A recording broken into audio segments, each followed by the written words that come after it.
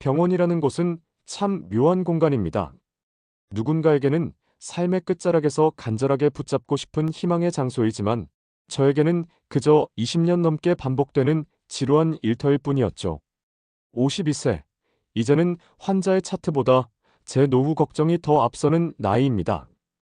매일 아침 푸른색 간호사 유니폼을 단정하게 차려입고 병원으로 향할 때면 저는 제가 김수진이라는 이름을 가진 한 명의 여자라는 사실을 완전히 잊어버립니다.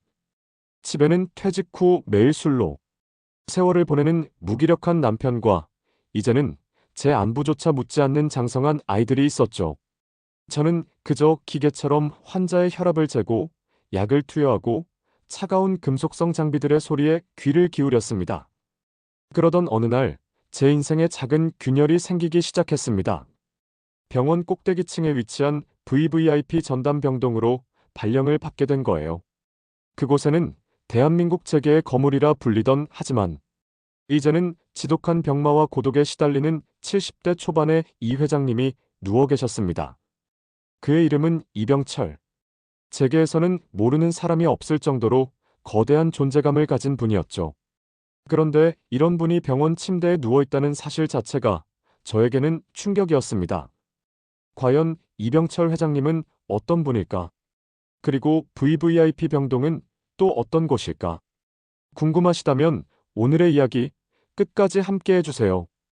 구독과 좋아요는 저에게 큰 힘이 됩니다. 그리고 댓글로 여러분의 솔직한 의견을 남겨주시면 우리 함께 공감할 수 있을 거예요. 이 회장님은 병원 내에서도 까다롭기로 악명이 높았습니다. 그야말로 괴팍하다는 소문이 자자했죠. 수많은 젊은 간호사들이 그의 불호령을 견디지 못하고 눈물을 쏟으며 그만두는 일이 비일비재했습니다. 하지만 20년차 베테랑인 저에게는 그저 돌보기 힘든 환자 중 한 명일 뿐이었어요. 까다로운 환자 한두 명 겪어본 것도 아니었으니 별다른 감흥은 없었습니다. 처음 그를 대면했을 때 침대에 누워 저를 올려다보던 그의 눈동자를 잊을 수 없습니다. 비록 육체는 쇠약해졌지만 상대방의 영혼까지 꿰뚫어 볼 듯한 그 날카로운 시선은 여전했습니다. 그의 눈빛은 마치 오랜 세월 거친 파도 속에서도 굴하지 않고 우뚝 선 거대한 바위 같았어요.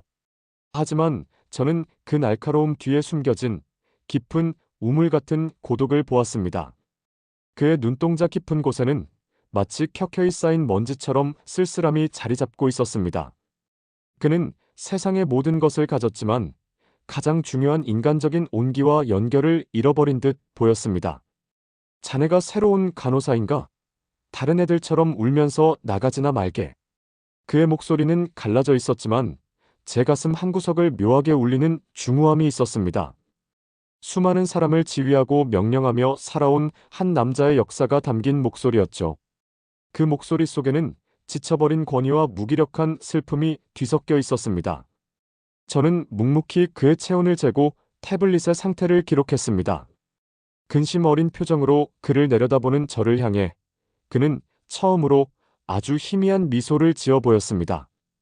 그 미소는 마치 차가운 겨울 끝자락에 피어나는 작은 들꽃처럼 여리고 아련했습니다. 그때 저의 뇌리에는 이 남자는 외롭구나라는 생각이 강하게 스쳤습니다. 저는 직감적으로 알 수 있었습니다. 그의 육체적 고통보다 더 깊은 영혼의 고통이 그를 짓누르고 있다는 것을요. VVIP 병동의 밤은 일반 병동보다 훨씬 더 조용하고 무거웠습니다.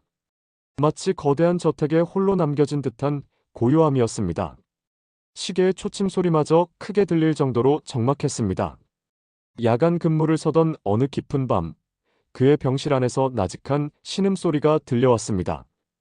통증 때문인가 싶어 급하게 뛰어들어갔을 때 그는 식은땀을 흘리며 침대 난간을 꽉 쥐고 있었습니다.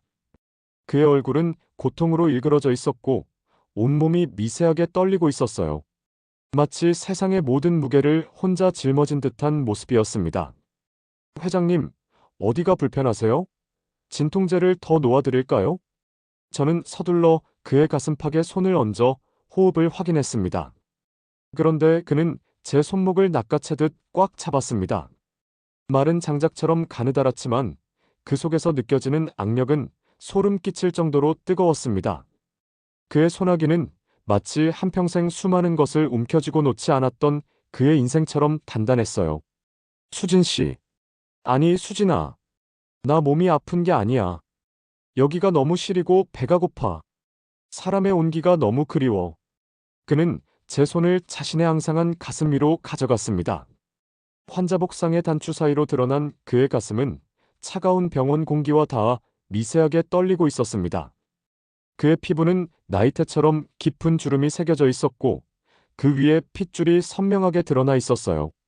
그 노쇠한 육신은 한때 세상을 호령했던 거물의 것이라고는 믿기지 않을 만큼 연약해 보였습니다. 느껴져? 수천억을 벌어도 죽음 앞에서는 나도 그저 떨고 있는 늙은 짐승일 뿐이야. 그의 목소리에는 그 어떤 거만함도 권위도 찾아볼 수 없었습니다. 오직 깊은 외로움과 삶의 허무함만이 가득했죠. 그는 마치 모든 것을 내려놓은 채 마지막 순간을 기다리는 듯 했습니다. 저는 그의 눈을 보았습니다. 그 속에는 공포와 함께 간절한 무언가가 담겨 있었습니다.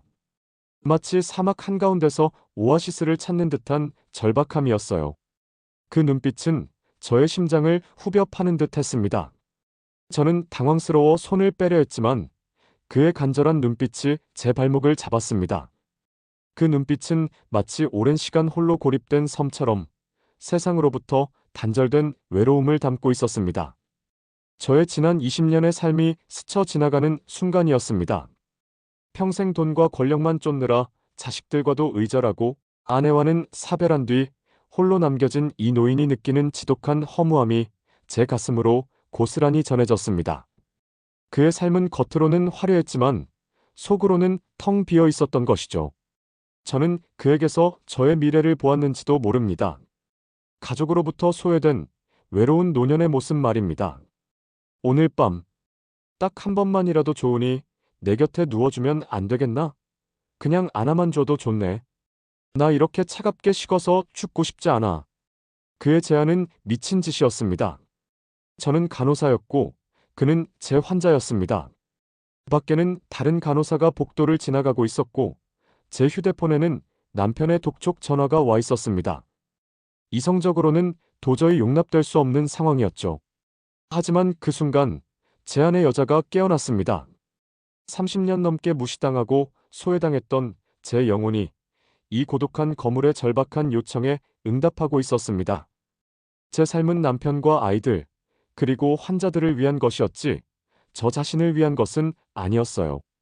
이제야 비로소 제 존재를 인정받는 듯한 기분이 들었습니다.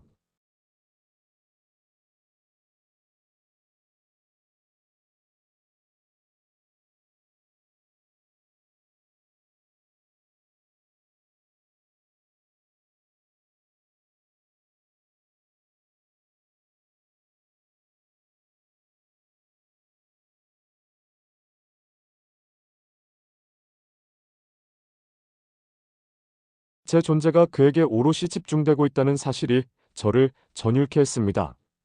그의 눈빛은 저를 탐했고 그의 손길은 저를 갈구했습니다. 회장님, 아니 오빠, 저 오늘 정말 미친 것 같아요. 저는 그의 구릿빛 등줄기를 껴안으며 신음을 참기 위해 입술을 깨물었습니다. 좁은 침대 위에서 뒤엉킨 우리의 그림자가 하얀 커튼 위로 기묘하게 일렁였습니다. 그것은 마치 금지된 춤을 추는 두 그림자처럼 보였습니다. 그것은 삶의 끝자락에 선자가 내뿜는 마지막 열기였고 삶의 무료함에 질식해가던 여자가 마시는 마지막 산소였습니다. 그 밤은 저의 52년 인생에서 가장 뜨겁고 가장 농밀하며 가장 은밀한 밤으로 기억될 것입니다. 병실 안의 공기는 마치 우리 둘의 열기 때문에 달아오르는 듯했고 시간은 한없이 늘어졌습니다. 그 순간 저는 간호사도 아내도 엄마도 아닌 그저 여자 김수진으로 존재했습니다. 그의 앙상한 몸에서 느껴지는 생의 마지막 불꽃과 저의 내면에 잠재되어 있던 욕망이 서로를 격렬하게 태우고 있었습니다.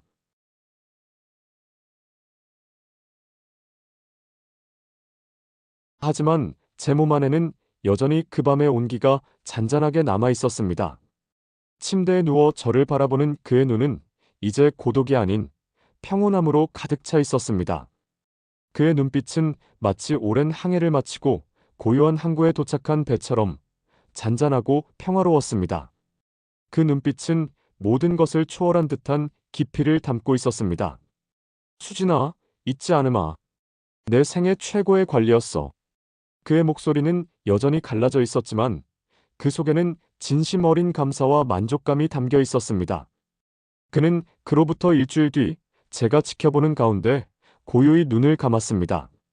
그의 마지막 숨결은 마치 꺼져가는 촛불처럼 희미했지만 그의 얼굴에는 잔잔한 미소가 어려 있었습니다.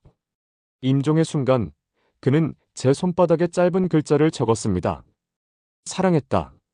그 글자는 제 손바닥에 깊이 각인되어 지워지지 않는 낙인처럼 남았습니다. 그리고 그의 사후, 저에게는 거액의 유산이 담긴 통장과 편지 한 통이 전달되었습니다. 편지에는 그의 진심이 담겨 있었고, 통장에는 제가 평생 벌어도 모으지 못할 돈이 들어 있었습니다. 그 액수는 저의 상상을 훨씬 뛰어넘는 것이었습니다. 여러분, 인생의 황혼기에 찾아온 이 지독하고도 위험한 인연을 여러분은 어떻게 생각하시나요? 돈을 바라고 한 행동일까요? 아니면 진정한 인간의 발로였을까요? 아니면 그저 외로움에 몸부림치던 두 영혼의 일탈이었을까요? 세상 사람들은 손가락질하겠지만 저는 그날 밤의 뜨거웠던 기억으로 남은 생을 버틸 수 있을 것 같습니다. 그 밤은 저에게 단순히 돈 이상의 의미를 주었습니다.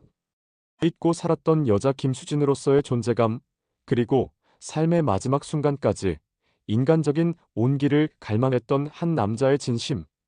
그 모든 것이 저의 남은 삶을 지탱해줄 강력한 동기가 될 것입니다.